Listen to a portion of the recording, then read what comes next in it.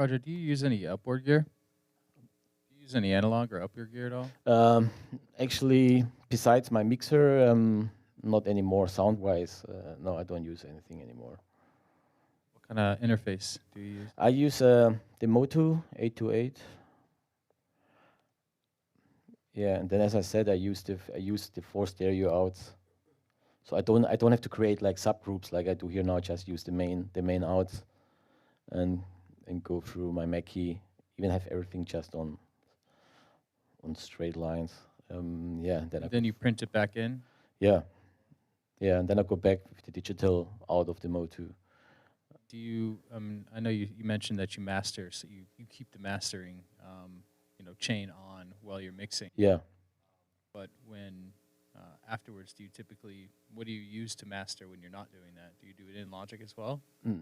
Actually, only thing I do after going through my mastering chain is I do a little bit of brick wall.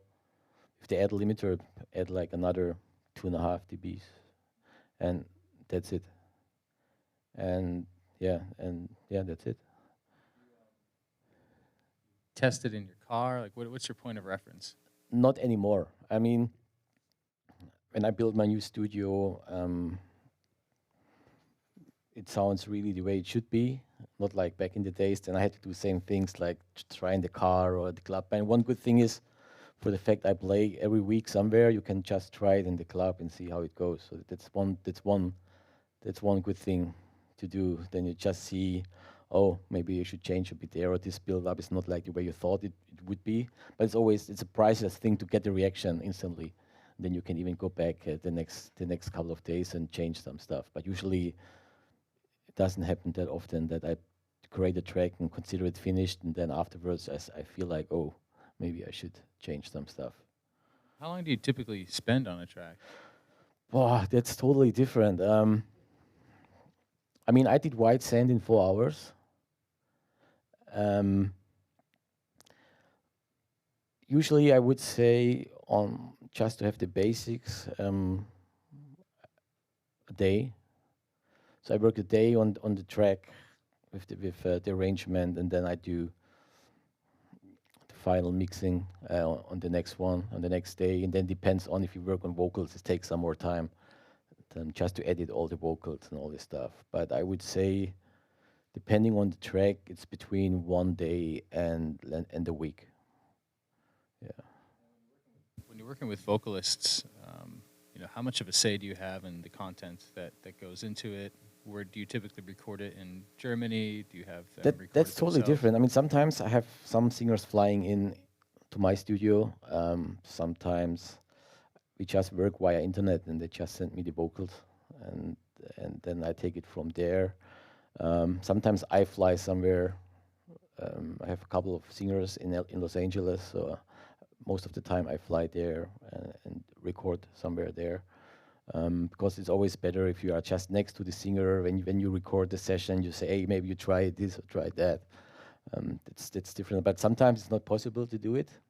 And then you just go back and forth via Skype or just bounce ideas. When it comes to lyrics, I most of the time leave the total freedom to the singer to write about whatever. Sometimes I say, oh, maybe too cheesy, or maybe could write about that topic, but I'll leave it to the singers. It's not that my ego needs to have a final say. So for me, it's very important when I work with somebody that the person feels very comfortable. I think one ability I have is when I work with a singer to think about her voice, her range, and try to write music and chords which you think it fits for the singer. Especially when I work with singers coming from other music genres, which I really like to work with. Like when I did a track with Moya Brennan, Morningstar, for example. She's doing like this Celtic orchestral music, acoustic music. So if I would have sent her like a full banging track, she would be maybe just like not inspired or even don't know how to handle it. For the fact she's doing like a lot of stuff with Hans Zimmer for Hollywood, she did like the main vocal for King Arthur, for example. So when I worked on a track with for Morning Star with her, I sent her like a full orchestral track, and then she felt comfortable to write on just the orchestral music, and then later on I started to make the club mixes I had in mind originally. So it was more like remixing my own track. So this is something I can recommend. For example, you work with a singer who comes from the acoustic genre, maybe just record some guitars or even just some piano chords to then she can focus just on the chords and on the songwriting, and then later on you do all the beats and the full production.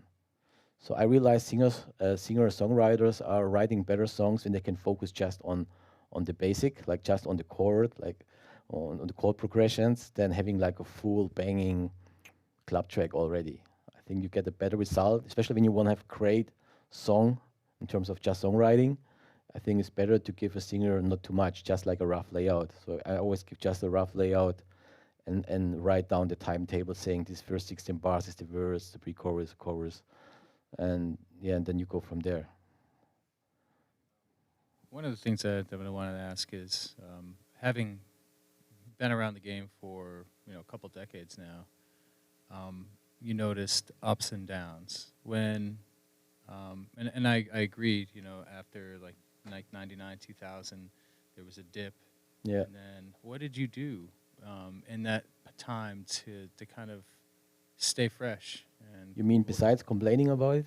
besides complaining about it, I mean, I lost all my major record deals. At that time, I was signed to EMI, Warner Music. I did some projects with Sony. Um, I just started my own label, actually. Um, just released tracks for myself. And then at some point, one good thing about this was like I don't have any pressure anymore. Especially working with major companies, you had like a great idea, a great track. You sent it to the A&R or you went there in person. And then they said, yeah, it's a great track, we like it, but, and there was the big but, and then said, yeah, maybe you should change it in this direction or should change it in this direction to make it work. And then you always had to, the final result was always not like the way you wanted to have it. Like it was like a mix of the way you wanted, and then they had to make it like how it works for the record company. So when it happened that I went started with my own label, I could just start music I feel myself. And for me, it was a big chance to say, okay, I don't care about whatever. I just do the music I feel and see how it goes. Yeah, and then at some point, I developed my sound from more the German type of dance sound to what people know about me nowadays. I just had this more like trancey Balearic vibe, softer, more melodic. Um, yeah, and then at some point it started that I realized, oh wow, now all the big DJs start to play my music because we just send it, like everybody's doing, just to try to get it out there to send it to all the big guys. Of course, you never got any feedback. And then at some point I realized, oh wow, now Testor starts to play one of my tracks. And then I saw, oh, now Paul Van Dyke starts to play one of my tracks. And then Armin started to play one of my tracks. And at some point, you realized they start to play your tracks. Now other guys do too. And yeah, and then I started to write 1, 2 songs and send it to Black Hole Recordings at that time. And Tiesto just picked it up for his In Search of Sunrise. This was a big step for me because I got a lot of attention. So it was a project called Global Experience Zanzibar, and he played the track for about a year.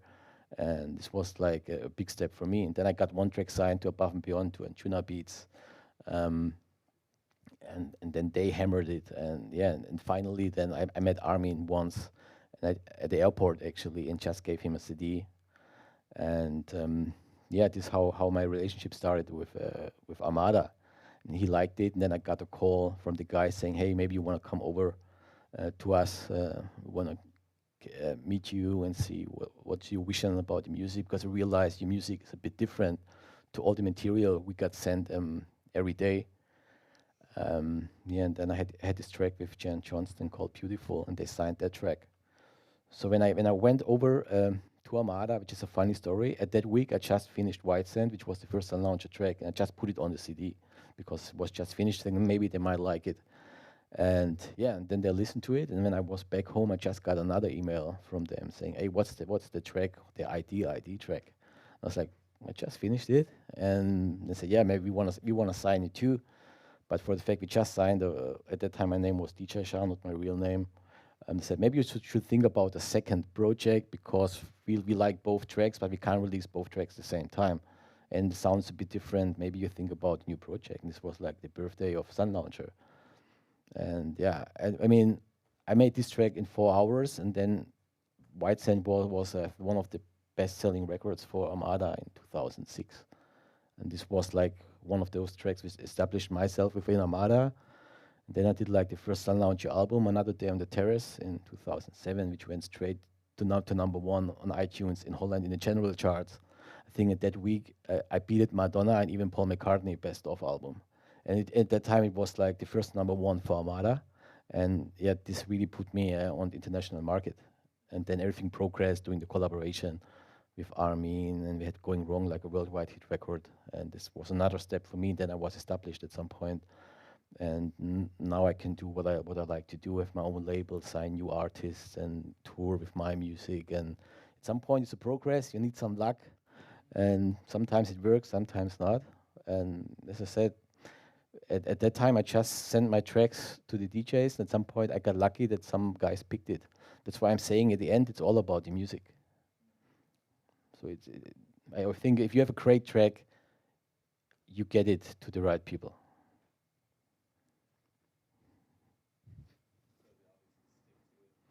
Yeah, just keep on going. I mean, for me, it's like music is my passion, and I started to play keyboards when I was like 12 years old, and yeah, I played even in a cover rock band. We played like covers of the Stones, the Beatles, and all that shit. And at some point, I realized it's not that cool. And yeah, then I realized like I would like to compose my own music. Then I just started and did some tracks, and nobody cared about it. My very first setup, still the same Mackie mixer, a Akai sampler. Um, I had a JP 8000, and I don't know, actually, one, two other synths, and that's it. I mean, when I listen to my first tracks, you are like, I would lose my hairs if I wouldn't have already. Yeah, but then you progress, and I think at the end it's all about the passion to the music. You know, if you like what you do and if you are creative, um, come up with great songs, and then at some point maybe you are lucky and the right people start playing it. The important thing is just to do it, create it, send it out. If you don't get answered, just don't feel like, oh, nobody cares. Just keep on doing. If I say if you have this one track, you will get the feedback for sure. So this is what I realize. I mean, I listen to all the tracks. 90% of the tracks I realize when I listen to, it's like the sound is not there. The idea is like nothing special in it, you know. But if you have this one special track, you will get the feedback for sure. Hey, Roger. What are the pros and cons of working with a group like Armada as opposed to working by yourself and having your own label and tracks? Yeah, so I think pros in the beginning are is that you get a lot of exposure and support, and I think the beginning it's a big step for yourself. That if you sign to Armada, you can be sure that at some point Armin is supporting it, and they have a good system to send it to all the DJs and have all the in-house compilations. And they do a good job for you. At some point, when you are growing for yourself, then you realize you can come to a certain point, and at some point, that's the line for you. So then you have to think about if you stay within the system, or if you feel that's not enough for you, then or you think you could do better, even you don't know, of course. Then it's a good way to go independent, and you are your own boss. Nobody's telling you what to release or what to do. Even doing collaborations, if you are signed to one label, it's very hard to work with artists who is signed to another label. For example, I wanted to work with Jazz, which is one of my favorite vocalists.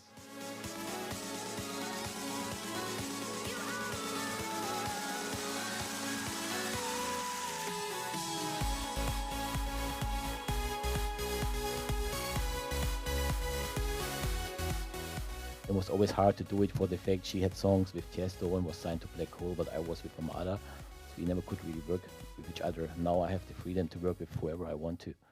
I can still work with Armada people, but at the same time can work with Black Hole guys or just with whoever I want to. So I'm still work with some of the Armada people, like for example Ali and Fila. They are like almost my best friends of the industry. That's why we did the track together last year with Perfect Love. And we will do a track next year again, even I'm not with Armada anymore. But that's a good thing that I can decide myself now, I want to do this track with those guys or not. So that's a good benefit. But if you start, it's great if you get a deal with those type of labels. Or with even sub-labels of those labels. So when I had my label with Armada, I still could decide what to sign, but they handled everything else. And the way I work now with Black Hole is a bit different. So I still have the last say, and they care about the distribution and the handling of the releases. But it gives me much more freedom now. Yeah. As an artist who produces different genre music, Yeah. you recommend that you recommend that you come out with different artist names for certain sounds, or do you recommend to stay within one name to kind of expose your talent of being able to juggle? Yeah, I think I have about 30 aliases. How many? Yeah. Yeah. So I mean, if you have totally different sounds, I recommend to have different names, different project names. It also gives you the option to have the freedom that you sign. For example, this was the reason why I did different names. Is I wanted to see how the different record companies work. So, for the fact I wanted to work with Anjuna Beats, I created a project called Pearl Mood. We had a big track back in the days called One Night in Tokyo. And so for the fact it was just a project, I could still work with other labels too. So at some point with different aliases, I had record deals with Ministry of Sound, Anjuna Beats, Black Hole, Armada, with different names. So this is also one thing which gives you some freedom, that you are not limited or contracted exclusive to one record company. And then you also changed your songwriter to say Roger Shah presents songwriter. Yeah, that's true. Yeah, at some point, of course, when you have like your main artist name, you go through as a DJ, for example. Afterwards, as he mentioned, then you can still change it. You can say, for example, Sun Lounge went so big, in some countries even bigger, like my Roger Shah stuff, especially when it comes to album record sales and stuff, because Sun Lounge is such a unique and timeless music that I'm still selling from the first album I did in 2007. And then at some point I changed to say, okay, it's Roger Shah presents Sun Launcher, because we realized a lot of people don't know it's me behind it. That's a problem if you work on aliases. It could be like you go very big with one track and nobody knows it's you. I mean, you could still play as a DJ under this name as well, but at some point you want to focus on one, also to maybe build up a fan base following you. I think you can't do this if you have like 10 different project names. Then you have maybe 100 people following this project, another 100 following that project. At some point you should try to direct it to one channel, to one person, and then build your fan base from there. And it's also style changes too, right? Sonander has his own style. Like some DJs have like a different alias to make it seem like it's a different sound. Yeah, that's true. Yeah. Maybe you want to come here. Yeah, so yeah, he's right too. So depends on the style. I mean, you have to do like totally different stuff. It's good to have different project names. For example, if you would do like trance, and then you would do minimal house or dubstep, would make sense to really separate it. Yeah, because otherwise, I realized, especially when you start to build your fan base, and then you try to do something different, you get so many complaints. This is the backside of the thing when you reach a certain level, because you always have to deal with expectations with every track. So if people are waiting for a new Sun Launcher album, for example, I would have changed the direction, I would have get a shitstorm, like people saying like, hey, what's he doing now? I even got that when I did my last Roger Shah album, with the Open Mind album. That's why I even called it Open Minded, to tell the people that first of all, I'm I'm a music lover. I love to listen to so much different types of music, from orchestra, even reggae, to like rock, then all genres of EDM, like from house to progressive to trance, then my Balearic genre. At some point, I thought, when I work on an artist album, why I'm not allowed to produce all these styles under one name? Because I like all these types of music, and it's all me. It's all me doing all that stuff. Why I shouldn't do it? And I tried to do it, and a lot of people complained about it. Say, ah, he has this amazing trance track. Now he's doing house, and this is what I said before. I like that now everything is mixed up. So all the subgenres are fading away. It's all about dance music now, which is much better. And yeah, it's always hard to get to deal with these expectations at some point. Yeah.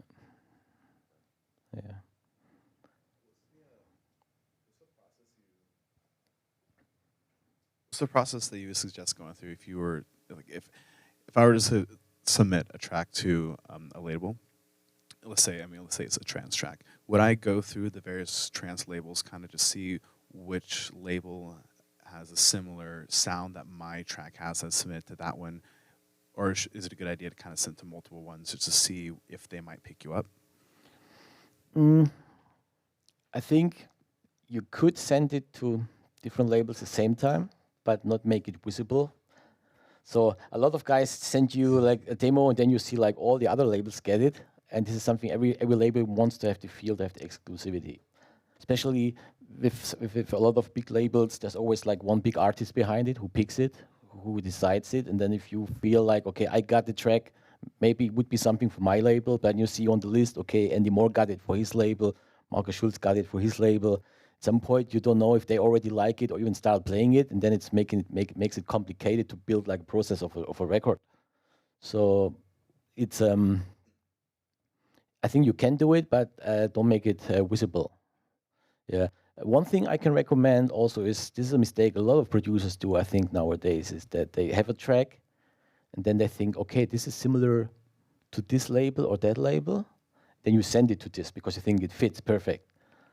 But why should they sign another track in this direction when they have it already?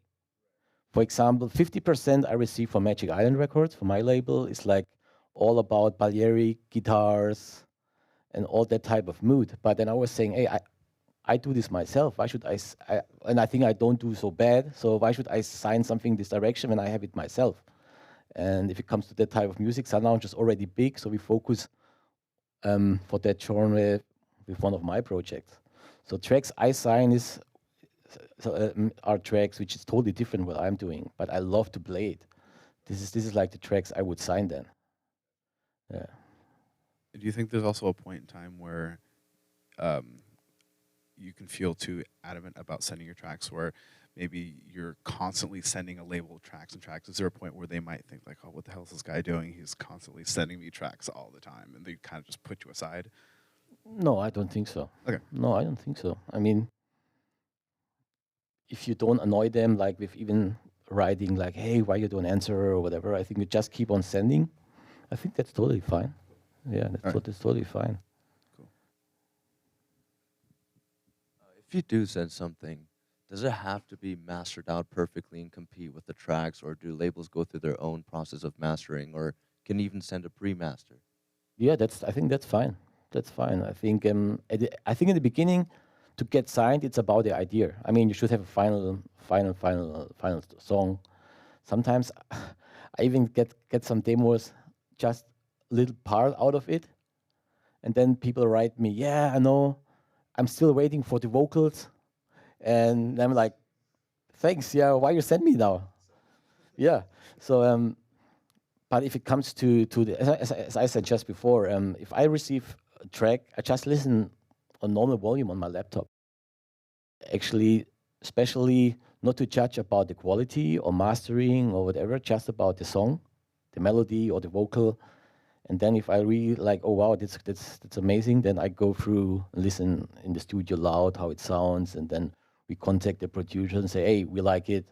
But then I have the chance now to say, but and then I can say, yeah, but we should go maybe in this direction, or give some even some tips how to change some stuff.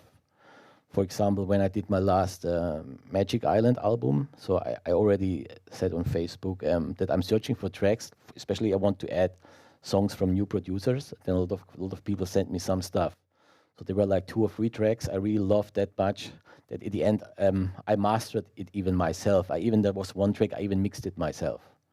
Just to said, okay, send me all the audio files, and then I will do the mix down, because I have to mix the album in a week, and I can't wait for you to come back whenever.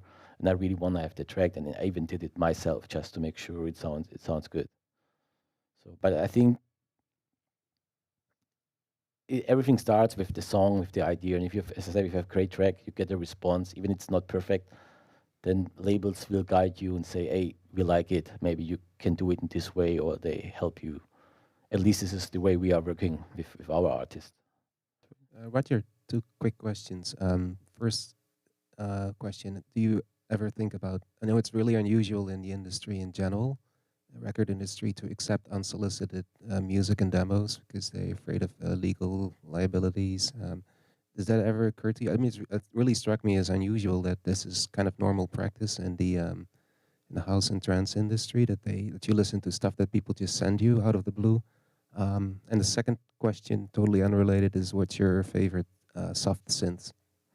So I mean, we listen to everything. About the legal stuff, we have some clauses in the contract. If you sign with a record label, there's a clause in the contract that gives us, like the labels, the freedom to release it. If you, for example, used some illegal samples or something which is not cleared, it comes back to you. So because, as you said, you can't really follow every track and check if the producer did everything himself from scratch or used something somewhere, you know. So so this is like something you have in the contract. So if somebody's sending us something and it's not cleared, or he just took it from somewhere and we would run into issues, then it would go back to the producer. So as a record label, you are protected towards this. For sounds and soft synth, I mean, I like to use the silent, the massive, because as we said before, there's a lot of amazing patches which already sound amazing. I use Nexus sometimes. I like the Omnisphere, especially for all the pads, and when I do scoring stuff. Sounds amazing. And then I have everything from native instruments using the Contact, also when I slice the loops and stuff. Yeah, I think that's like the main synths I'm using. For some reason, for the fact I'm traveling every week, I'm always inspired by something. So I never really listen to music when I create something. I know a lot of producers, they listen to some tracks and try to do something in this direction. I never do something like this. Sometimes I get inspired when I just listen to other guys, to other DJs, and then they play like some certain tracks and feel like, oh wow, it was amazing build up, and you catch the momentum and try to do something in this direction. And for me to get inspirations, it's like just doing what I'm doing. For the fact I'm traveling, I go to nice places, you meet people. When I work on Sun Launcher, I always go to Ibiza, hang out there for 1-2 weeks, compose some stuff. This helps me a lot. And then at some point, I'm just a creative person.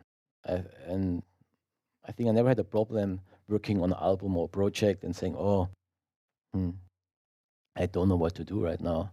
So far, I'm always, it worked for me just for the fact I'm creative.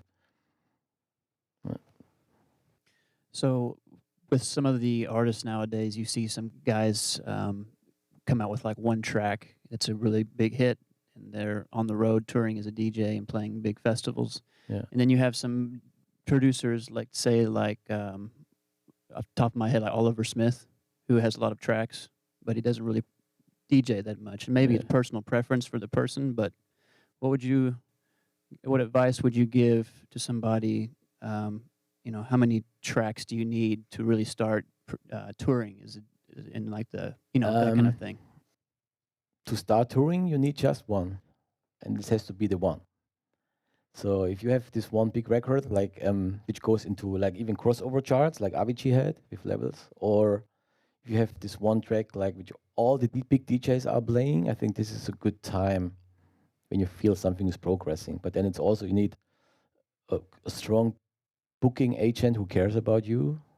For example, I never had like a big agency behind me or big management team. We did everything ourselves. That's why, for some reason, I still play less than all the other guys around my profile. Or even when I hit like a DJ Mag on number 21 a couple of years ago, I didn't play like 15, 20 shows. I mean, I had every weekend full, but we handled all the stuff ourselves. So it's not like you think you have this one or sometimes one big example, funny example is like some people think now they signed to Armada, have one release, Armin played it, tomorrow they are on tour. It's not working. So for example, I had White Sand in 2006, which was one of the top selling tracks for Armada, made it instead of Trance Top 20. It was 2006. Then I had Who Will Find Me was a huge record in 2007. I had the whole Sun Lounge album in 2007, which went number one on iTunes. I was still not touring. I had one gig here, one gig there. So that's it. It changed for me when Armin invited me 2008 to play State of Trance 350. This was the first time like the world listened to me as a DJ. And then, of course, I was lucky that we did a collaboration with Going Wrong, and this was the big hit record played in radio around the world. Even, of course, for the fact it was collaboration with Armin, the most radio stations just announced it's Armin's new single. I was falling a bit off the radar. Even was me and Chris starting to write the track first. But it was a big push for myself, and from 2008, I started to get like the shows, and then it built from there. I went into DJ Mag on 58, and then I got this hype, and then I jumped to 21, and from that moment I was established. But even from the first even hit record in 2006, it took another 2 years that everything got started. So so that's something. It's not like you have one big track or track on a great label, and it means to you now everybody wants to listen to you. So it's not that easy. So before we close out, who are your top 3 unknown producers right now that we should kind of check out or have a listen to? One guy is Kim Sverd from Sweden.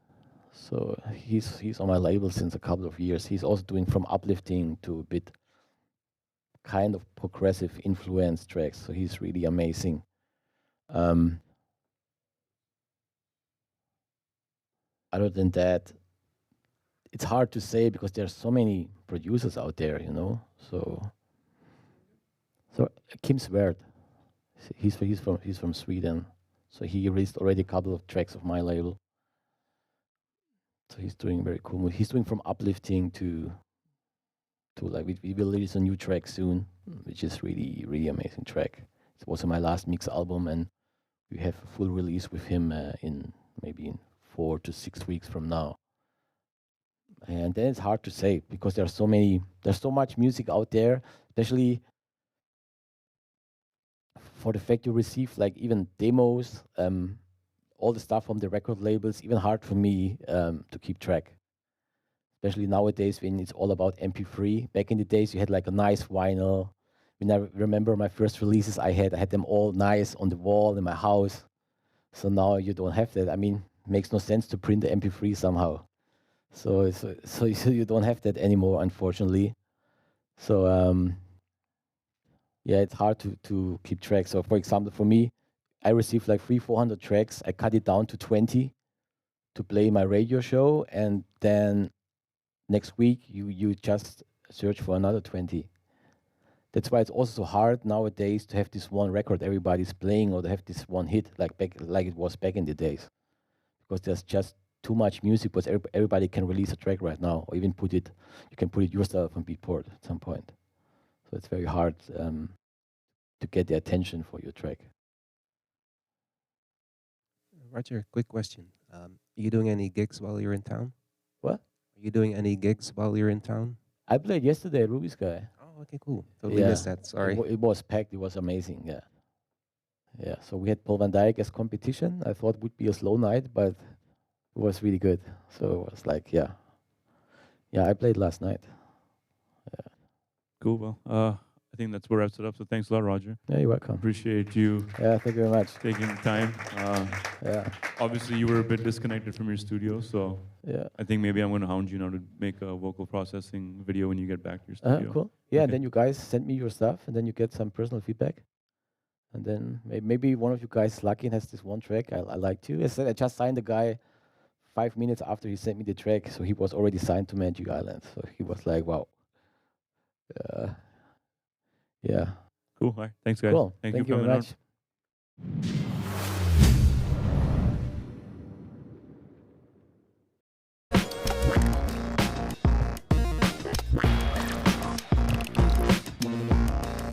Very much like to thank Pyramind for hosting me here once again. I think this institution is really cool, and until I came here for the first time, I had never seen anything like it in my whole life.